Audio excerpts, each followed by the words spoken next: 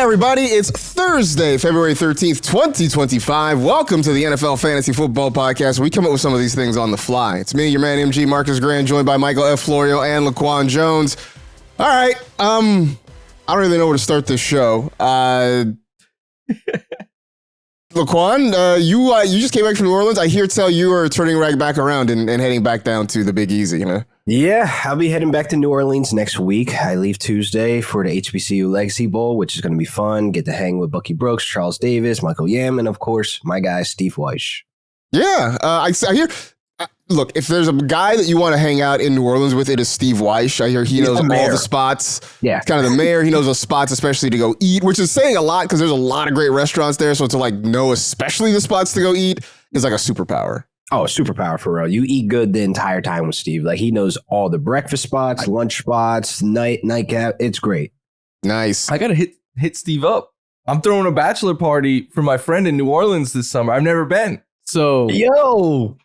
Let's go. I need Steve to give me all the recommendations. It is a good town. Now, I know you don't like seafood though, Florio, so that might make it a little difficult. But there are plenty of places, still plenty of places to eat. I'm going to send all my friends to places with seafood and I'll just be eating like wings or burgers or something like that. There you go. There you go. That's cool. There's plenty of good stuff like that too. So for sure. Season's over. I know a lot of folks are turning their attention to next year. I know mock drafts and those sorts of things are open. In fact, we're going to do a mock draft. We'll try to do one every month, and we'll recap it on the show. So we're going to start doing that really, really soon. But we figured this is a good time to kind of start talking about rankings, right? It's February. I get it. It's way too early. Things that we have now are probably going to shift quite a bit by the time we get to July and August, but it's a good starting spot, right? We're going to talk about some of our similarities, our differences, guys we think that may be making the leap and that sort of thing. And then, we'll have some nonsense at the end of the show because why not? Love it. But a little bit of an update on something we talked about earlier in the week, and that is the Jets have officially announced that they've informed Aaron Rodgers that they're moving in different directions. I guess, Florio, it was sort of speculation previously, or not speculation, but it was leaked that the Jets had talked to Aaron Rodgers. Now the Jets are admitting that they talked to Aaron Rodgers and said that I think we should break up. It's not me, it's you. Whatever it is that they said to Aaron Rodgers, go enjoy starting a podcast or hanging out with Pat McAfee. Whatever. What do the Jets do at quarterback now that Aaron Rodgers has moved on? Yikes. I don't think the quarterback of the Jets this season is on the roster yet. Like I think they're going to be big players in Sam Darnold's sweepstakes because the story kind of writes itself, right? Like he comes home, Aaron Glenn comes home to fix the Jets. Sam Darnold comes home to fix the Jets. I know a lot of my Jet fan friends want them to take a quarterback in round 2, maybe if Ewers falls or something like that. Like whoever is the one that falls. But I think free agency in the draft is where they're going to figure things out. I do want to look, I'm usually the Jets basher. I want to give them kudos here though, because the reports are that like they told Aaron Rodgers, we will have you back, but you need to be here every day at minicamp. No more going on Pat McAfee, no more documentaries and causing distractions and stuff. And Aaron Rodgers ain't going to be there next year. So it tells you which way his priorities were leaning. Yeah. I mean, I don't know. The whole thing is just, it was a disaster. And I remember last year we had Judy Batista on the show. And one of the things I asked her was, are the Jets eventually going to regret getting into bed with Aaron Rodgers? And her response was, well, if they win, no. They brought him in to compete, to win, to try to win a Super Bowl. And if that happens, then absolutely not. They got nowhere near it. They didn't make the playoffs. They didn't get anywhere near a Super Bowl with Aaron Rodgers, to the point that apparently Woody Johnson wanted to pull the plug midway during the season. His son was lamenting the lack of Madden ratings, I guess, across certain positions. I would wonder now, do they regret the move? And they'll never say, at least not publicly. But you got to wonder whether or not, they regret this, because it really has set them back, I don't know, 3, 4, 5 years now. Yeah. having gone all in on Aaron Rodgers. I know we're going to do rankings in a little bit, and obviously Breece Hall, Garrett Wilson, interesting names. Does this situation, Laquan, does this turmoil, has that changed the way you feel about Wilson, Hall, etc.? Wilson, yes. Breece Hall, not so much. He's like kind of unaffected with his role of just being a good player, the lead back. It does set this franchise back a little bit. And you look at Garrett Wilson, he kind of looked frustrated last season with, obvious, situations around him with Devontae Adams coming in. He still finished as a top 12 wide receiver. And you look at the situation now, it's like there's not much upside for him to like go out there and give his all to win games and stuff. Like, I think he might be one of the guys that wants to be moved this offseason. He could end up somewhere else. So for that, it's like I don't want a frustrated, wide receiver that could play at a top level. And with all this offseason circus stuff going on, it kind of makes me kind of turned off the radar of trying to draft Garrett Wilson this year.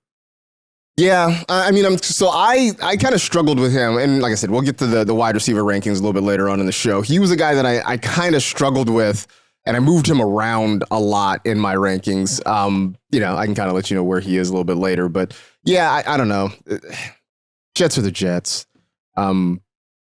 We talk about them, and sometimes I don't know why. But because they constantly make the news, man. I mean, that's really what it is. But it's just like it's always stuff where we're just like shrugging our shoulders and we're rolling our eyes because none of it, has had anything to do with, man, hey, the Jets are doing things. Like, watch out for the Jets. Like, it's never, it's always like, hey, man, do you see this dumb move the Jets made? Or do you see what their quarterback said? It's that, and it's exhausting. I love pouring salt on the wound, but I know.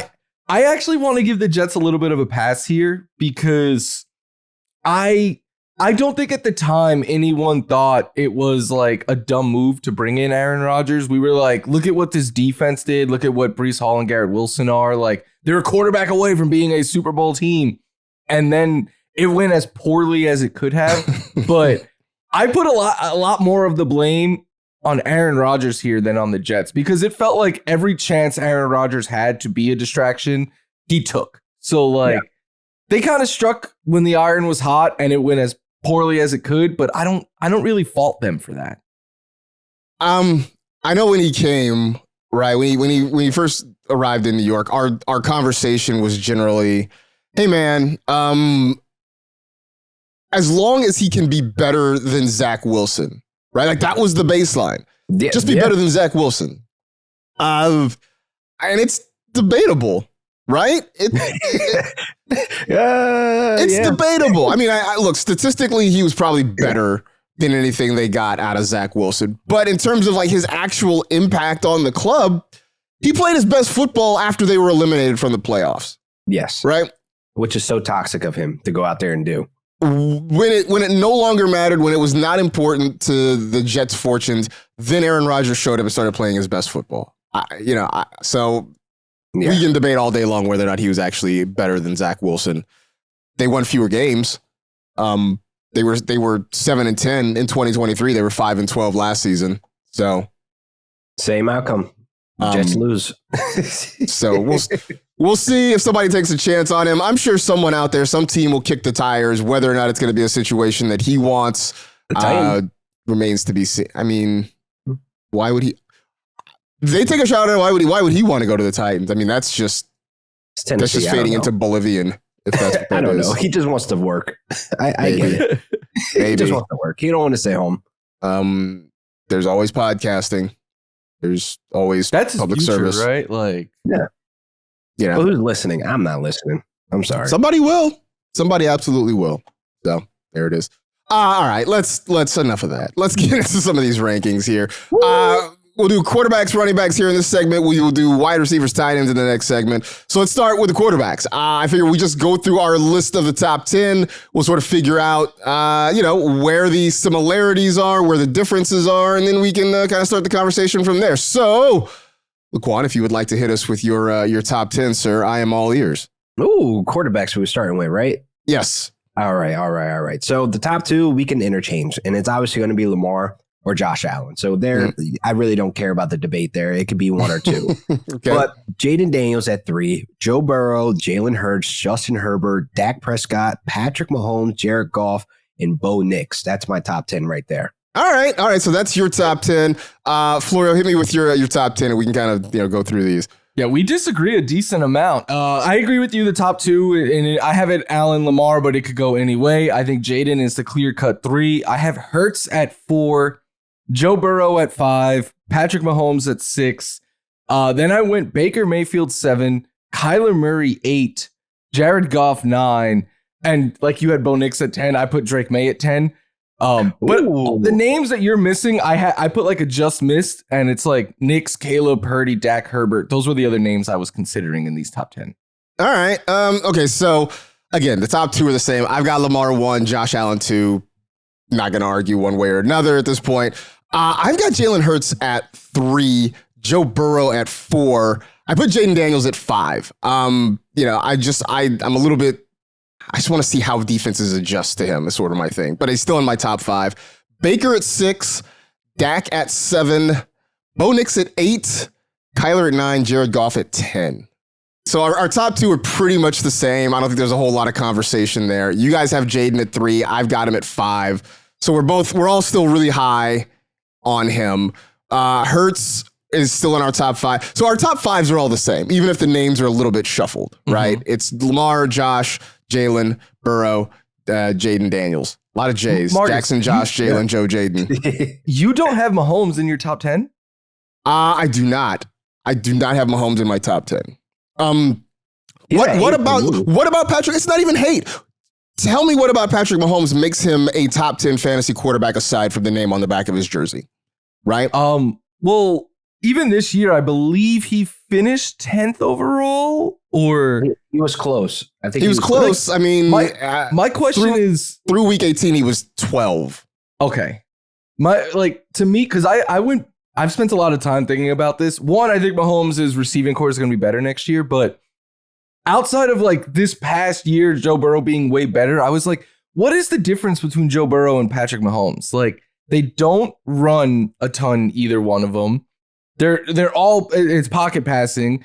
And I know Burrow's coming off the better year, but historically the best seasons by them have been to Mahomes.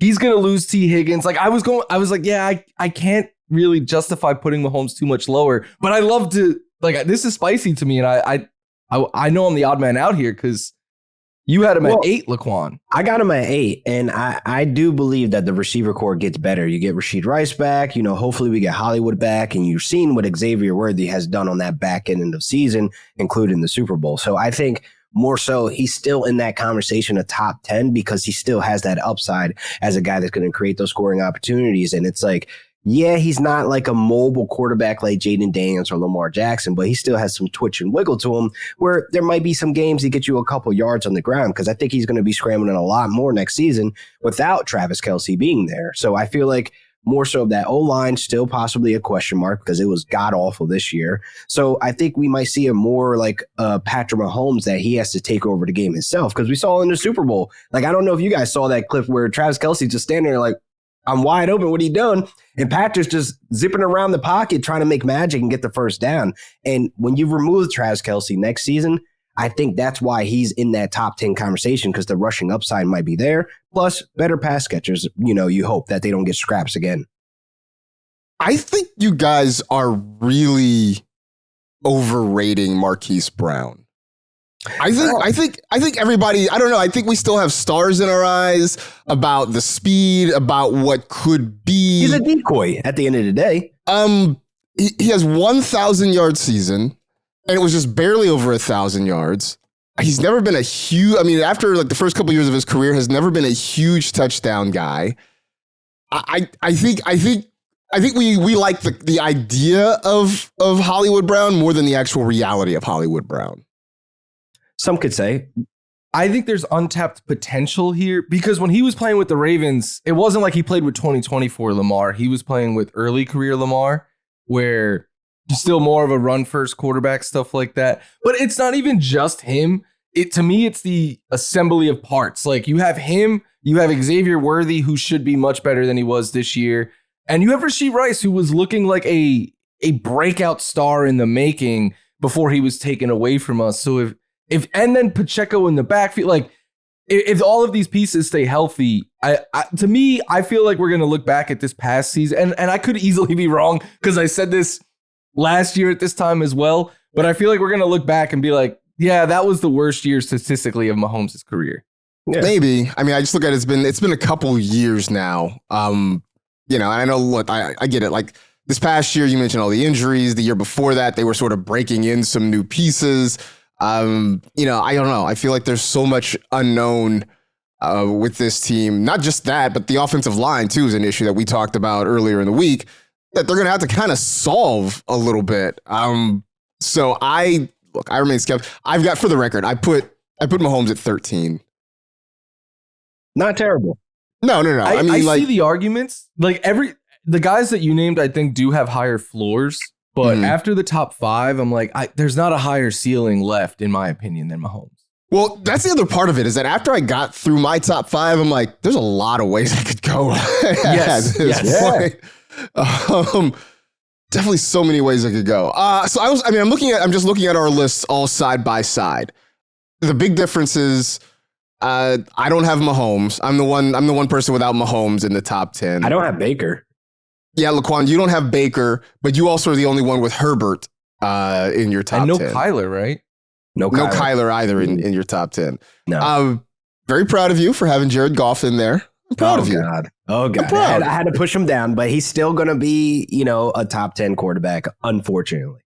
All right. But I'm proud of you. I just didn't know if you would give Jared Goff his due. Yeah. I told you, I like the guy now. He's not affecting my team directly anymore, He's still a goof, though. All right. And then, Florio, you were the only one with Drake May in your top 10, which... That's spicy. I love that, though. I do like it. Anybody who listens to the show shouldn't be surprised. Yeah. Right? Yeah, this, I will admit, was a projection. Because, I think most people are going to have Bo Nix ahead of Drake May. I think most people, Dak, Caleb were two that I was like, I think people will probably have ahead of him, but this could all change. This is me kind of you guys know I love Drake May, but I'm also, the Patriots have by far the most cap space and they have all their picks. So I'm anticipating a lot of O-linemen and pass catchers being brought in. If not, plus I think it's just a better situation OC wise, play caller wise, all of that. But if not, then my ranking of May will change greatly. But all of these guys are so similar that I feel like Drake May has the highest ceiling because I just think he is more talented than a lot of those other guys. Yeah. Yeah. I mean, look, I understand the arguments for it. And again, I think after the top 5, I think you're going to see a lot of people sort of, basically making bets essentially on guys and sort of placing chips on what they think guys can be for any number of reasons. So, I'm curious to see what the overall consensus is going to be on Drake May, but I think this is the time of year where we can start sort of planting flags on guys and projecting what you think they can be. And then again, it's February. We all reserve the right to change our minds by the time we get to the start of the season. No, what do you mean? This is stone cold in stone that this is what it's going to be. In August, it should be the same, right? Right. If you switched by week 1, then you are weak-minded and you don't belong here. I don't know if you guys had this same takeaway, but my biggest takeaway from this is that it just kind of reaffirmed what my opinion already was. I think I'm changing to I want a top 4 quarterback, not top 5. But yeah, if we get the top 4, after that, they're all the same. Just wait and grab 2 of them. Yeah. I mean, I think that is a fair statement too, right? At some point, if you're not spending up to get a quarterback, then that means you're taking a second one. You're taking a mid-level, kind of a mid-round quarterback and a late-round quarterback to sort of balance things out. By the way, that gets us to Who Will Deliver, presented by Uber Eats. Who is your quarterback, Laquan, outside of the top 12? And it could be either outside of the top 12 this year or maybe outside the top 12 of your rankings that you think could make the league. Just that dark horse guy that maybe could somehow sneak into the top 12. I've been saying his name for the last couple months, man. Bryce Young. I mean, honestly, when you look at how he played from week 8 into the back end of the season, he was showing flashes of being more confident in the pocket, climbing, being more mobile, finding his guys, and just the offense just looked like it was cohesive now. So I think he can make that leap next season when they bring in even more weapons for him, beef up that old line. Like there's so many pieces around him with Xavier Legette, Jalen Coker, and Adam Thielen, old men in the club still getting the girls. If he comes back, he can still be a threat to that offense. So I feel like there's just so much that is going to be, around Bryce Young that it's going to be impossible for him to take a step back, because I don't know what that switch was, but he came back balling out. Like he came back knowing where his guys were when he was under pressure, coming back knowing how to get Xavier Legette involved in the offense more than just like a gadget guy. Like these were just the little things that I saw that I think he could definitely take a leap for fantasy. All right. Flora, who's your guy that makes the leap this year? I feel like I might be stealing yours, Marcus, but Caleb Williams. Yeah, I was like, That's your guy. But you know what? I'm going to let you talk about Caleb, Marcus. I'm going to go even deeper. Okay. Give me Anthony Richardson here, because We're Anthony back. Richardson We're back, brings baby. all the same upside, I would argue, that we thought he had last year, except you're not going to have to take him top 5 or close to it. You're not going to have to take him as a QB1. Like, we named, between the three of us, probably like 16 different quarterbacks. Not one of us even mentioned the name Anthony Richardson. So if you could get him, he is the kind of guy that, like, say you wait, like we were saying, you take a mid-round guy, you take Baker Mayfield or Jared Goff or one of those safer quarterbacks. You take Anthony Richardson late, and now you're still giving yourself that lottery ticket because of the tools and the legs and everything he has. But, like, if he doesn't hit, okay, what'd you use? A 13th round pick on him? Like, it's no big deal now. That's the big part of it, is that the draft price is a lot friendlier. It's easier to take the shot on Anthony Richardson and sort of scrap it if it doesn't work. Last year, the spot you had to draft him in, you needed it to hit because you were passing up so many other options if you drafted Anthony Richardson. So for it to fall apart the way it did, it killed a lot of fantasy teams. So if the draft price is right, which I'm sure it will be, I could make a bigger case for Anthony Richardson. I also need him to get his completion percentage. I know completion percentage is like, it's not one of the hip, trendy stats, but I need him to get it up. I do. I need you to.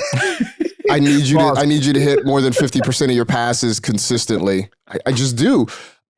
I don't need it to be great. You know what I'm saying? Like you don't need to be Matthew Stafford with accuracy or anything, but you have to be competent. And he was not that last year. There's only because eventually then you just have a running back, but a running back who's not going to get the same number of carries that you want out of somebody else.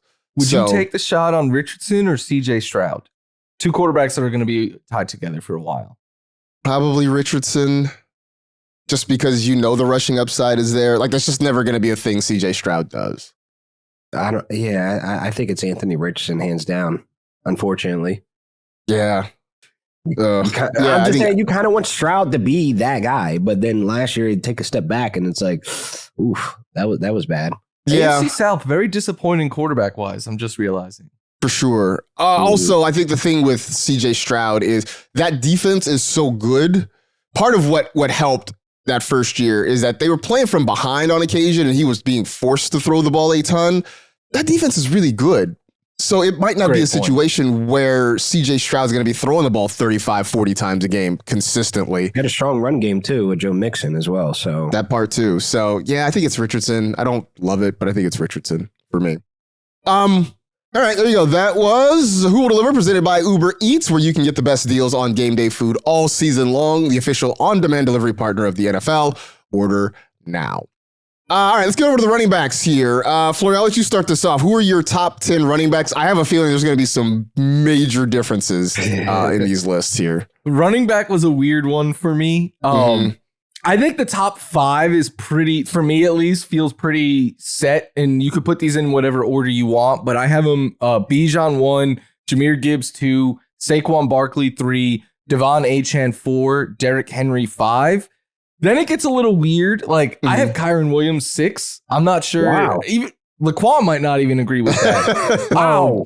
Josh Jacobs 7, James Cook 8, Bucky Irving 9, Breece Hall 10. Just missed was Jonathan Taylor for me. I went back and forth hard between Taylor and some of these other guys. All right. Laquan, who's your top 10? Okay, wow. Kyron at 6 is wow. Alrighty then, but you broke him, Florio. You broke me because now I feel bad where I got him. I mean, look, the top 3 you can interchange. Like we talked about Bijan, Saquon, Gibbs. That may be like the consensus top 3 backs. Like I don't care if you have Saquon at 1 or Bijan at 2, whatever. But where do you have him? Right, where do you have him? I got Bijan at 1, Saquon at 2, 3 I got Gibbs, and then Devon Achane, Breece Hall, Derrick Henry, Christian McCaffrey, Jonathan Taylor, Joe Mixon, and Kyron Williams. Ooh. The CMC one is interesting. I don't have him in my top 10 either, so you're the only one with that. So mine is, I got Bijan 1, Jahmyr Gibbs 2, Achane 3, Saquon 4 for me. Derrick Henry is at 5, Josh Jacobs at 6, Breece Hall at 7, James Cook at 8, Jonathan Taylor is at 9, and Kyron Williams is at 10. So, just looking at this, I am the only one with Jonathan Taylor. And that one, I really agonized over that one for a while. I shuffled him around to a few different places. I landed at 9 with Taylor. Laquan, you're the only one with CMC and Joe Mixon in your top 10. I got JT at 9 too also. So we got Kyron and JT. Oh, sorry. You did. Okay, so that's right. And then Florio, you're the only one with Bucky Irving. He's another one that I moved him around a little bit. Like I had him in and then I moved him out. I don't know, man. Like running back's going to be, I think, wild. Like I don't know that we're ever going to come to a real top 10 or top 12 consensus, I think, amongst analysts. I don't know if you guys felt this way, but while and look, I like Laquan, a lot of the time I'm like, I want a receiver in round 1. But while doing this list, I was like, it might be like I could easily make the case for taking Bijan or Gibbs in the first round and because to me, I think and I think it shows by how different our 6 through 10s are. Like after the top 5, I feel like it's kind of a crapshoot there. Like it's a preference thing. And to me, when it's a preference thing, it's because there's a drop off in talent. Yeah, I mean, I think it's a combination of drop off in talent and situation, right? Because like with Josh Jacobs, do the Packers go out and add a big time receiver? And if so, does that impact how many times Josh Jacobs is getting the football? Does it impact how many targets he gets? Because he was used fairly regularly in the passing game this past year. I mean, Breece Hall is such a wild card for reasons that we just talked about with the Jets, that the talent we know is there, but is the situation going to match up? I mean, Florio, he didn't even make your top 10 list. Mine's Jonathan either. Taylor? No, Breece Hall. Oh, Breece Hall is 10 for me. Oh, Breece Hall. Okay, No, yeah, no, I was sorry, I do Josh see it right Jacobs. here. Josh Jacobs didn't make my top 10. He's like right outside for me. Yeah, I mean, James Cook, you and I have him both at 8, but he's not in your list at all, Laquan. No, I think this year was just like a prove it. Like you guys drafted a guy. You drafted Ray Davis. Like to me, like going into the season, that was the biggest threat to James Cook. So I think this season was just kind of like, pump my chest. I got this. I could be your workhorse running back. But I feel like I don't know. Like it just doesn't look to me as like he's going to be the workhorse moving on. Because if you still have Ty Johnson, the thorn in your side, if you still have Ray Davis in that backfield, which I think he takes a leap in roles and basically getting more opportunities, I don't know if this stays the same going into next season with Joe Brady. Like I see him more of a guy that's going to spread the workload throughout the season because James Cook was phenomenal this year. But do I think he's going to have that same exact type of season? No, I just don't see it happening that way. Well, Ty Johnson is a free agent. Yeah. I was surprised at Ray Davis kind of getting pushed to 3rd on the depth chart because I thought there was a role for him this year. I drafted him in a few spots, especially in some best ball leagues, thinking that he was going to have a role. And by the end of the year, he was the RB3 on that roster. So maybe if Ty Johnson moves on, which seems reasonable to believe, maybe that does mean some more things for Ray Davis. I just was surprised at how little they used him. I think the touchdowns come back for Cook, but this year felt like a floor year for him yardage wise. Like he needed to play week 18 just to get to 1,000 rushing yards. He didn't have nearly as many targets as the year before. So like, I think the truth is somewhere in the middle. He'll get less touchdowns, more yards was my thinking. All right. Yeah, this one's going to be, I think this is going to be an interesting one too. CMC is going to be a really interesting test case also. I felt weird not having him in there though. Yeah.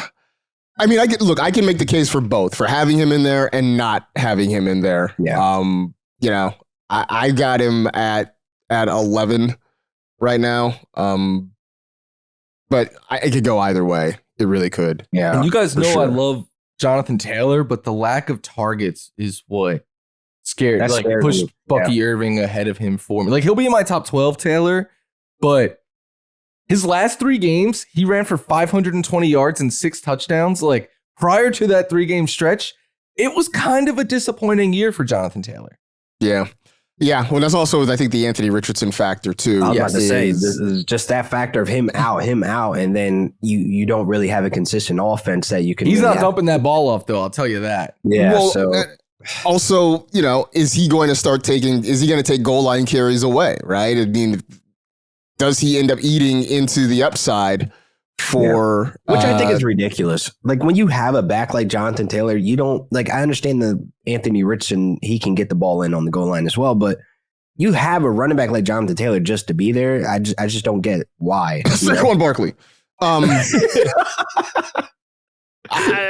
Right. I mean, like I say this with Saquon having 13 rushing touchdowns, but Jalen Hurts having, 14 rushing touchdowns this year? But the tush push is unstoppable. It's almost automatic at this point. So I get that in a sense. They have a special move, we would like to call in Mortal Kombat. That it's just you can't stop it. It's just unstoppable.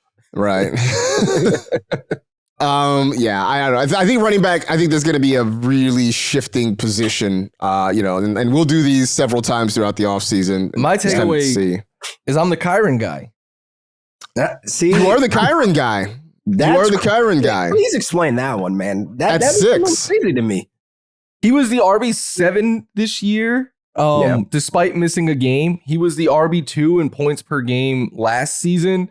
We were all worried about Blake Corum, but Sean McVay was basically like, "Nah, it's the Kyron Williams show." And to me, anytime Sean McVay has had a running back like this he could trust, it's really Kyron and Todd Gurley. He doesn't really use a second running back as much. He tends to feed. Kyron's going to get it in the passing game. He's going to get it on the ground. There's no concern about his quarterback stealing those goal line touches or anything like that. So I just feel like he's super, after the top 5, to me, he felt like the best bet of upside and safety combined into one. All right. Yeah, it's hard to argue against it. I still think Blake Corum's going to get a role in this offense, but yes. I was wrong last year. We'll see how it happens. Well, we saw it pick up after, the Saints game. Like we saw a little bit of involvement and then, things slowed down. And then obviously he gets hurt before the playoffs. Like I honestly think he had a role in the playoffs to be utilized a lot more than he was in the beginning of the season. Like it was more so of like taking the load off of Kyron, which needed to happen. And it was just more so of like McVay realizing like, oh, wow, well, I can run a 1-2 punch, but it was cut short due to him getting hurt. Yeah, those sirens you heard in the background with the fire department coming for Florio's hot take on Kyron Williams. That was actually mine. It's not even the hottest take in here. I would say Joe Mixon top 10 hottest take. Joe Mixon top 10. Yeah, he played phenomenal. If he didn't get hurt, and then obviously they're going to have to address that O-line, I think Joe Mixon be able to produce behind bad O-lines his entire career puts that RB2 stamp on him with RB1 upside. Like you look at him week to week, I feel like if they address the issues that they have in Houston on that O-line, why can't Joe Mixon be a bigger threat for fantasy, for running backs? I feel like I have him too low. Wow. You got him at 9 and that's too low. That's what the fire department's coming after. For sure. Time to get into wide receivers and tight ends. Wide receiver, I think, is going to be interesting. I think we're going to have a lot of the same names. Maybe when you get down to the bottom of the top 10, it shuffles a little bit. But I'll start with my list here. I feel like Jamar Chase is going to be the undisputed number one. I'm going Justin Jefferson at 2. CeeDee Lamb is my number 3 wide receiver, followed by Puka Nacua at 4. Amon-Ra St. Brown Arzba gets the number 5 spot. I'm going Scary Terry at number 6. Malik Neighbors is my number 7 wide receiver, followed by Nico Collins. Drake London at 9, and Jackson Smith and Jigba actually rounds out my top 10. So, I feel like, I don't know. Maybe I'm wrong. I'm curious to see what you guys have. Laquan, what is your top 10 there? So I think we consensus say Jamar Chase at 1. Like that's a given. But I got Puka, Justin Jefferson, Malik Neighbors, Amon-Ra St. Brown, Drake London, CeeDee Lamb, Brian Thomas Jr., AJ Brown, and then Nico Collins at 10. Florio, what is your top 10? Agreed with Laquan and you, Marcus. Jamar Chase at 1. I actually agree with Laquan. I have Puka Nacua at 2. Justin Jefferson at 3. CeeDee Lamb at 4. Arzba at 5. Nico Collins 6. Malik Neighbors 7. AJ Brown 8. Terry McLaurin 9. Brian Thomas Jr. 10. But it's really a top 12 for me because Drake London and Ladd McConkey, I really wanted to fit into this top 12. So yeah, I was sort of toying with where to put Ladd McConkey in this whole thing. So, all right, so I guess I'm the low man on Puka here on this one because I've got him at 4. I'm also the high man on CeeDee Lamb. Laquan, CD at 7? 7, yeah. And that's just me assuming that they bring in help and the running game be a little bit more efficient. And I don't think it will be that high of a 150, targets going his way. I think we're going to get more of a balanced Cowboys offense. So it's not that, he's going to take a down year. Like I could easily put him in front of Drake London or even Amon-Ra St. Brown, basically with their changes going on. You have Michael Penix. He's still somewhat, fresh behind the ears. I mean, you could have your concerns there, but he looked amazing with his opportunities, a very small sample, but Drake London was still a strong fantasy option. And then you look at Amon-Ra St. Brown, obviously Ben Johnson not there. You got to depend on Jared Goff to keep and retain the information that he had from Ben Johnson to play at a high level. But those 3, I was messing around with those 3, Amon-Ra, Drake London, and CeeDee Lamb, because I feel like they all have somewhat situations going on for them. So I'm not mad at putting CeeDee at 5, but I just feel like with those 3 guys, it's just interchangeable for me. I think I talked myself out of Brian Thomas Jr. I don't know. I remember at the end of the regular season, I was like, Brian Thomas Jr. is a first round pick. And then like 2 weeks later, I'm like, no. That's why we do these rankings. and I think I've talked myself out of him in the top 10. I'm not sure where I would slot him just yet. I mean, I think he's in my top 15 for sure. I just worry about, what happens when everybody's healthy, right? When Christian Kirk is back, when Evan Ingram is back. I'm surprised, Laquan, that you've got him in your top 10, knowing how you feel about Trevor Lawrence. Yeah. I mean, honestly, I do feel like this was a little bit of spicy for me because instead of, having Brian Thomas Jr. at 8, I had Terry McLaurin. But then you talked about earlier in the pod about defenses adjusting to Jaden Daniels. And also, I think they bring in some help. Maybe a T. Higgins slides in. Who knows? But I just definitely think, Terry McLaurin in my top 10, he just didn't make it, but he was right outside of it. All right. We all have Nico Collins sort of in the back half of our top 10s. Florio, you're the highest on him at 6. I've got him at 8. You got him at 10, Laquan. 10, yeah. I'm the only one with JSN in my top 10. Maybe I'm a little too gassed up. I don't know. I don't think he is so. the wide receiver 1. He's the wide receiver 1. And literally outside my top 10, like I missed on Ladd and then JSN. Those are the 2 that I was like fumbling. Like if I'm going to do a top 15, top 20 list, like they're obviously a top 15 locks.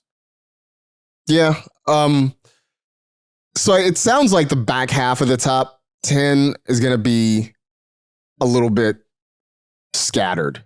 Yeah. So that's like what, early second round where you can really play around with some of these guys, late first? Like Yeah. And obviously free agency and the draft are going to have a big impact on where some of these guys go. It's why, again, I came away from this being like, I might take a running back in the first round. And then like last year I was going wide receiver, running back in like 2 or 3, and then a bunch of receivers. Like, just get your running back early because we don't love anyone after the top like 4 or 5. But I loved a lot of these back end. Like, if I could get a Lad McConkey in round 2, or Drake London, or Brian Thomas Jr., Terry McLaurin, like, I feel much better about those players in round 2 than I do the running backs that are in round 2. I think I'm just forfeiting my first round pick. I'll just start in round 2 because it's just like, yeah, I do like some of these guys, but they all, even the Bijans and the Jahmyr Gibbses and the A-Chance, they make me still a little bit nervous, right? And look, if I'm at the top of the draft order, sure, I'll take Jamar or Justin Jefferson for sure. Mid to late part of the first round, like, I just the draft capital you're spending for some of these guys that come with uncertainty, and mind you, it's uncertainty in February, right? That we're sure it's going to work out by the time we get to August, but for now, it makes me kind of scared. And with the draft coming up, there's some wide receivers that could shake some of this up, man, and especially at running back as well. I mean, there's some guys that could get into some roles of being a wide receiver 1 or even a running back 1 that can knock up and mess up this back end of the top 10, top 12 guys that we got right now. Just saying. By the way, mentioning the draft, because when we talked about doing this show just between us, you asked about rookies, Laquan, and you mentioned Ashton Jonty. Did you give him serious consideration to your top 10? I did, but then you look at the draft, like what the order is now, and these teams, they tend to trade as soon as they get closer to April. I don't know where to put him, honestly, because I want to put him in Jacksonville, but then that would mean Travis Etienne, Tank Bigsby need to move. But then there's a scenario where I have this list of running backs and prospect, and Genty, he kind of fits in between those picks of like 5 and 10 what the set order is. Like, I could see him end up somewhere in like New Orleans at 9. I could see him end up with the Raiders maybe. That's just how talented he is. And like, these are teams that need young guys like that. And then he will shoot up into my rankings. Like, you guys got Bucky Irvin at 9, like Florio. Like, I kind of would move Bucky back and put Genty there at 9, ahead of your Breece Hall. I don't know, because like, he's one of those talents that you look at that he could shake things up in year 1. Yeah. I mean, he really is that good. And I think, again, we always say this, landing spot is obviously going to mean a lot, but I think a guy that talented who was that productive in college, regardless of where he lands, they are going to create a role for him. Absolutely. Like, I don't think that's He might be a second round pick. He might be a second round pick. I can see him going first if he goes to a landing spot. We just talked about not having a first round pick for a running back. I mean, where would you put him? Would you put him like at? It depends on. So like I could see him going second round because everyone loves rookies, especially in nowadays, the fantasy community. Nowadays, yeah. But you're like an automatic first round pick when we come to like top prospects. Yeah, like if he falls to a good, like. It kind of reminds me, like when Zeke fell to the Cowboys, it was like, all right, he's a top 5 pick now because of where he fell. Like so landing spot is going to greatly determine where, but there's a couple of spots that if he falls to, I could easily see the fantasy community hyping him up to be a first round pick. Well, the early tea leaves suggest he could fall to the Dallas Cowboys. And does that excite anybody? Yes. Yeah. There's every single touch up for grabs in Dallas. All right. R.I.P. Sure. Rico Dowdle. That happened. All right, there it is. I didn't mean to get back onto running backs, but you mentioning rookies, Laquan kind of brought that back in my head after our conversation. There's some rookie wide receivers we could dive into later on, but there's just some guys that I think could definitely shake up some of these rankings. Oh, trust. We will. I mean, maybe not on this show for sure, but we will dive into rookies certainly in depth as we get closer to the draft for sure. All right, let's get to tight ends. This is going to be wild. I was about to say, these are going to be so different. This is going to be absolutely wild. It's all going to be different, and we're all going to be like, Yeah, sure, fine. That works. So Laquan, I will give you the honors to go first with your top 10.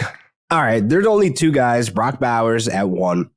Trey McBride, interchangeable. Don't care about the order. Okay. George Kittle, Jonnu Smith makes a return to top 5. Okay. Sam Laporta, Evan Ingram, Mark Andrews, Cole Kmet, David Njoku, and TJ Hawkinson at 10. All right. Okay, interesting. All right, Florio, who you got? It's definitely different. Brock Bowers is 1 for me. Trey McBride 2, Kittle 3, Sam Laporta 4, Mark Andrews 5, Hawkinson 6, and Njoku 7. This one obviously changes if he retires, but I still put Travis Kelce at 8 just on the off chance that he does play. Evan Ingram 9, Dalton Kincaid 10. I had Jonnu Smith at 11 because I have a hard time buying into a late career breakout. So I'm sure we'll talk about that one. Oh, we'll talk about it. Also, Dalton Kincaid. I mean, you were ready to shoot him out of a cannon into the middle of the Pacific Ocean a few weeks ago. Yes. Still upset.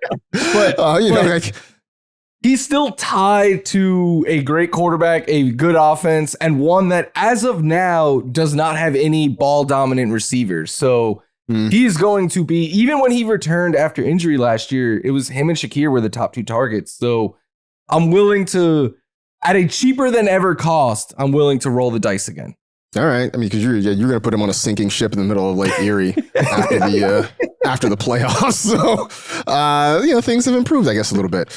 For me, I'm going to go because I said a few weeks ago that Trey McBride, he was my early flag plant for the tight end 1, so I'm making him the tight end 1 here, followed by Brock Bowers because it's either one of those two guys. I'll go Kittle 3, Sam Laporta at 4. I'm going TJ Hawkinson at 5. Wow. I'm putting Kelce at 6, obviously subject to change if he decides he's not playing anymore. Mark Andrews at 7. I got Jonnu at 8. Evan Ingram at 9. And I go Pat Freiermuth at 10. I don't know. Like at that point, it was just kind of like, I don't know. I got to find a name to slide in there. Laquan, are you assuming that Travis Kelce's retired or are you just out? Oh. Yeah, that Super Bowl performance was bad. Like, I honestly think, it's time to hang it up. Like, I mean, you got the girl, you got many rings. It's like, you got the podcast, you're doing TV shows, you're in movies. Like, you already, like, played your hand of, like, yeah, it's time to hang it up. Like, I don't see Travis Kelce performing at a high level next season because just the way the back end of this season looked, it just looked like he just wasn't that guy anymore. So, yeah, he's gone.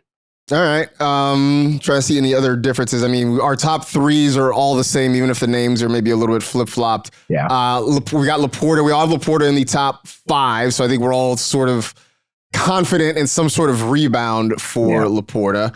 Evan Ingram makes all of our lists. Mark Andrews makes all of our lists.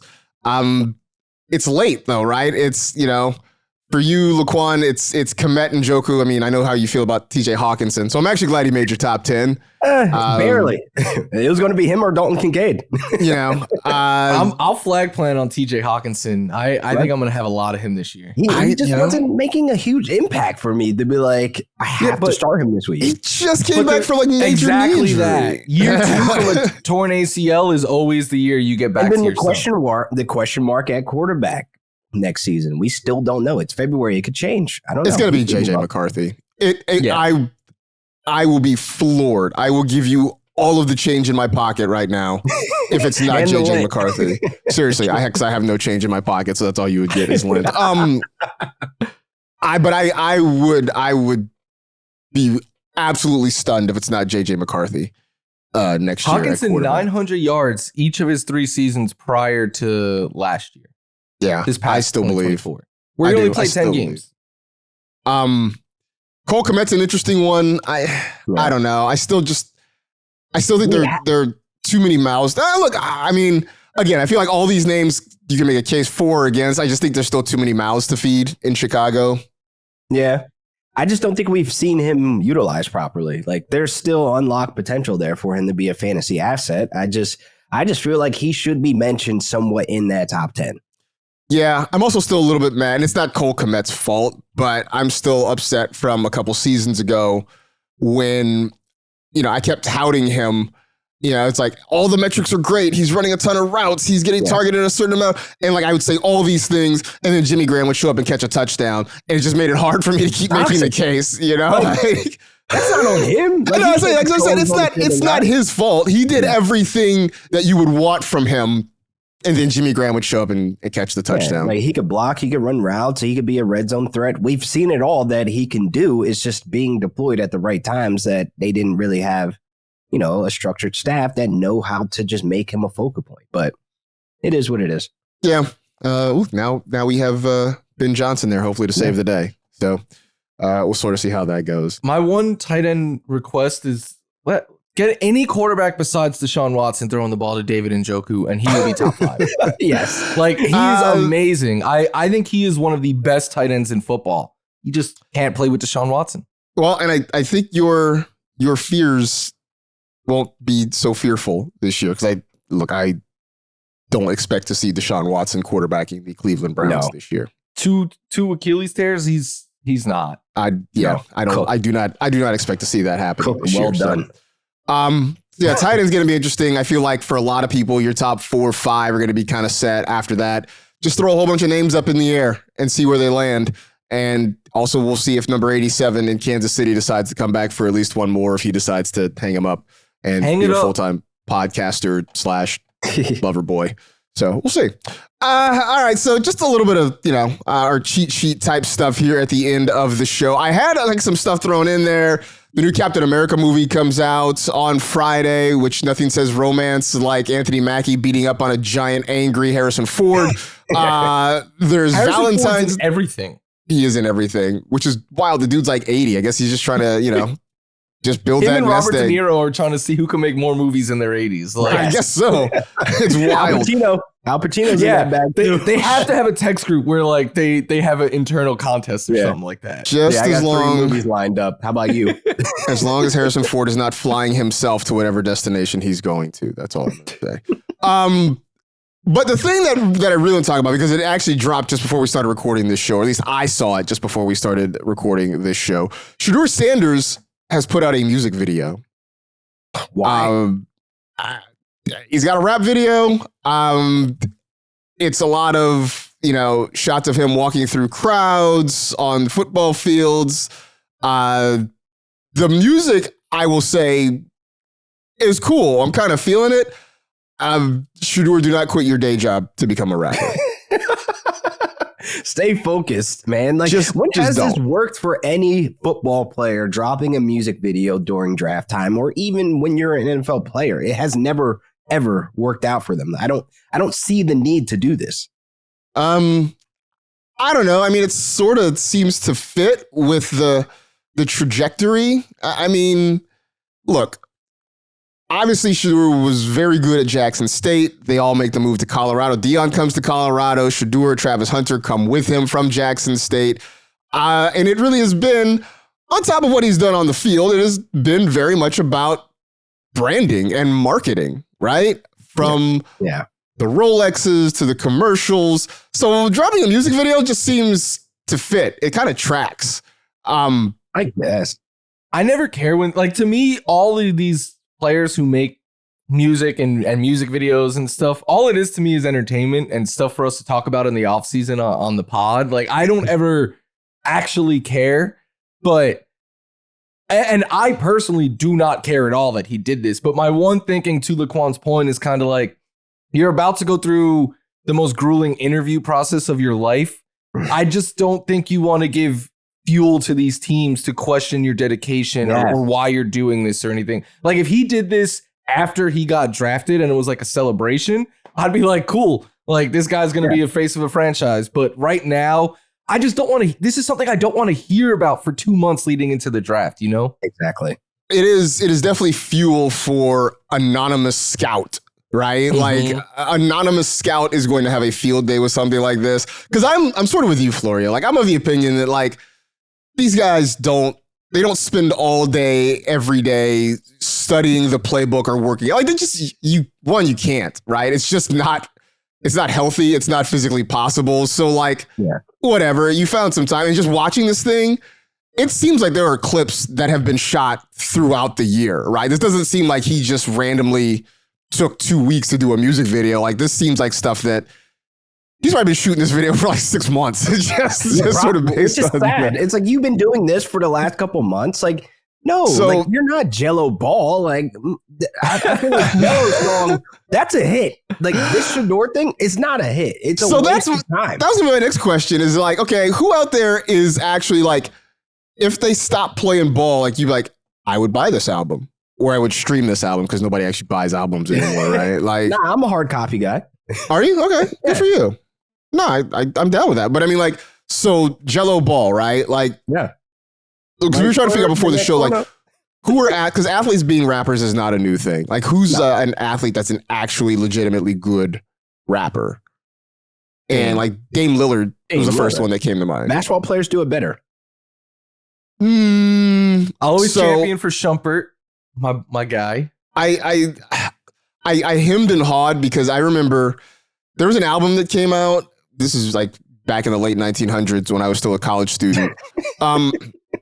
An album called B-Ball's Best Kept Secret. And like, we used to, mostly out of fun, like, I had a radio show in college where we played music and we would just play a track from this album every so often because it was a bunch of current NBA players. Oh, it's bad. I remember they did a this rap now. album. Yeah, there were some that were really bad. Jason Kidd was on the album. His song was awful. His song was awful. When did this happen? I gotta hit It's released in November of '94. It's called B-Ball's The Best Kept Secret.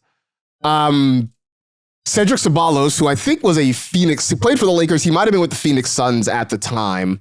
He had a couple songs because he actually tried to have a rap career. They were okay. Malik Sealy, who was like a good role player. His was, I mean, just none of them were great. Shaq had a song on there that was okay. It was just like, but it was just sort of like a novelty at the time. Like, oh, these guys, and you listen to it, you're like, oh no, please keep playing basketball. The best athlete rapper. I would have broke my CD player if that even entered it. The best athlete rapper. It's a one-hit wonder, but G-Reg from the 7th Floor and the U, the greatest rap verse an athlete's ever put out. The journey of Greg Olson from being G-Reg on the 7th Floor crew to being a Walter Payton Man of the Year should be studied. Incredible. There needs to be a documentary, and it starts off with his verse. We need a 30 for 30 on the journey from the 7th floor to the WPMOY. That's what we need on G-Reg. The best verse I've ever heard an athlete have. But one that we cannot repeat on this show because it is still a family show. If you want to check it out, make sure you're like alone. You're not at work. Like, it's not safe for work. Yeah, it gets iPod love. Yeah. I'm looking to see if B-Ball's Best Kept Secret is on. I'm looking at Jason Kidd, and Spotify. The first song that comes up, "What the Kid Did," '94, and I am not going to listen to this. This looks. Horrible. I mean, you should, just because. What the Kid did, nah, man. Jason Kidd rapping, win. Yeah. Why? Yeah, it's a thing. I'm sure it's probably like floating around on YouTube if you want to really truly listen to it. I'm sure. There it is. So there you go. So if you want to check out Shedeur Sanders' music video, which is where this whole conversation started, it's floating around the interwebs. You can take a look and decide for yourself if it's good or not. And we'll see what Anonymous Scout has to say about it as he goes through the draft process. Anonymous Scout hates everything. Anonymous Scout really does hate everything. I'm waiting to see like who Anonymous Scout says has like skinny knees or skinny knees. Weird. That was the knock on Teddy Bridgewater, that he has skinny knees. I feel like the Colorado guys are going to be the target of like last year was Caleb. It's going to be the Colorado. Everyone loves to tear down the hype guys, you know? Yeah. I think after that first year, we got oversaturated with Colorado, with Coach Prime and Shedeur and all this stuff. And so I think America kind of got annoyed with them. And so I'm wondering if that comes back again this offseason. A couple years ago, people were saying that he's not an NFL quarterback, and now he's in the running to go first overall. So I don't really care what Anonymous Scout has to say. Yeah, no, he's definitely an NFL quarterback. I mean, we can debate what his ceiling is, but he's definitely good enough to be an NFL quarterback. I don't doubt that at all, for sure. So I'm sure this is not the last. We will talk about Shedeur Sanders in the next couple of months. Rapping, I hope. I don't know if we're going to talk about his rap career anymore, but we will certainly talk about him on the field for sure over the next couple of months. But in the meantime, we'll do it for this edition of the NFL Fantasy Football Podcast. Stay happy, safe, and healthy. Do good and live well. Enjoy the weekend, everybody. We will talk to you again next week.